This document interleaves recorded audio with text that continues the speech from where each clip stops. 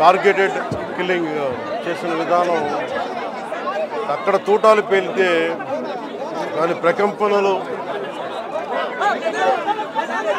దేశం నలుమూలలకి వెళ్ళిపోయడానికి ఈరోజు మధుసూదన్ గారి హత్య మృతే దీనికి గుర్తు. ఇందాక కుటుంబ సభ్యులతో మాట్లాడాను. వారి క్షణంలో అడుగుతుంది, వాళ్ళు ఇంకా నమ్మశక్యం లేని పరిస్థితిలో ఉన్నారు. ఒక్కొక్కరిని ఏరి వాళ్ళ ఇవి కొన్ని వాళ్ళు చెప్పినవి మీడియా ముఖంగా కొన్ని చెప్పడానికి ఇబ్బందిగా ఉంది నాకు. ఎందుకంటే ఈ ఉద్దేశం వాళ్ళ ఏ ధర్మాన్ని ఆచరిస్తారని చెప్పి చాలా కోల్డ్ బ్లడెడ్గా నిర్దాక్షిణ్యంగా చంపేశారు. అది అన్నీ నమ్మి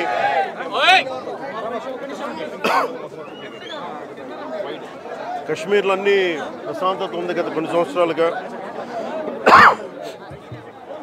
అన్నీ బాగుంటాయి అని చెప్పి వెళ్తే మేము తిరిగి ఇలా ఈ పరిస్థితుల్లోకి వాళ్ళు నాకు కూడా బాధ ఇంకా గుండెలు ఉనికి మాట్లాడలేకపోతా ఉన్నాను. ప్రత్యేకించి దీన్ని రేపు కానీ ఎల్లుండి కానీ ప్రత్యేకమైన సమావేశం మంగళగిరిలో ఏర్పాటు చేస్తాం. ఎంత కిరాతకంగా ఎంత దారుణంగా చంపారు వాళ్ళని.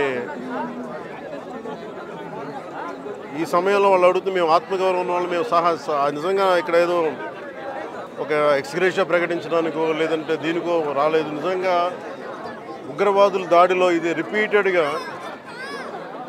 ఎందుకంటే నేను 86 నుంచి 89 వరకు నేను కాశ్మీర్లో ప్రతి సమ్మర్లో అప్పుడున్న పరిస్థితుల్లో షూటింగ్ల వల్ల వెళ్ళేవాడిని, నేను పనిచేసేవాడిని. సో నాకు పరిస్థితులు తెలుసు. నాకు మళ్ళీ తిరిగి అలాంటి పరిస్థితులు పునరావృతమైనవి అనేది చాలా చాలా బాధ కలిగిస్తూ ఉంది.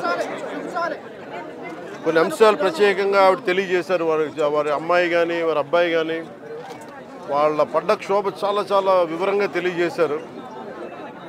ఎంత సాడిస్టిక్గా, ఎంత మెథాడికల్గా, కోల్డ్ బ్లడెడ్గా చంపేశారు చెప్తుంటే అసలు కడుపులో బాధ ఉండలు చుట్టుకుపోతాం.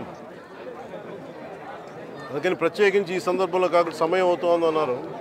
అందుకని ప్రత్యేకించి మళ్ళీ నేను మంగళగిరిలో ఒక మీడియా సమావేశం ఏర్పాటు చేస్తున్నాను. రేపు కూడా వైజాగ్ వెళ్తున్నాను.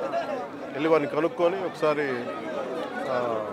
ప్రభుత్వం అన్ని రకాలుగా భరోసా ఉంటుంది, అది మీకు తెలిసి చెప్పక్కర్లేదు, ఖచ్చితంగా చేస్తుందని సందేహం లేదు. కానీ ఇది more than ex gratia, more than డబ్బుల కంటే కూడా బాధలో మీకు తగిలిన ఈ వచ్చిన ఇబ్బంది కానీ, ఈ గాయం కానీ, అంటే మనిషి చనిపోయారు కానీ ఈ జ్ఞాపకాలు చిన్నపిల్లడి ముందు జరిగింది, కూతురు బిడ్డ ముందు జరిగింది.